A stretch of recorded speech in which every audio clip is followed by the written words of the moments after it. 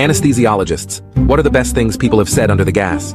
I got my wisdom teeth removed at 16 in a small, remote Canadian town. My dad and I had to travel to a slightly bigger town for the procedure.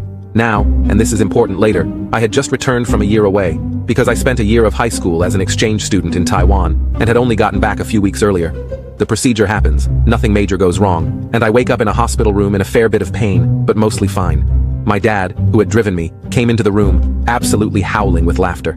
Once he finally found his composure, he explained to me what had happened. The anesthesiologist and a nurse came out into the waiting room after I was put under and apparently were white as ghosts. My dad asked if anything was wrong, and eventually, the anesthesiologist explained to my dad that after he administered the anesthesia, I began speaking to him in fluent Mandarin, and that he thought maybe he needed to call someone to ask how it was possible that this redneck white teenager could suddenly gain the ability to speak Chinese under anesthesia.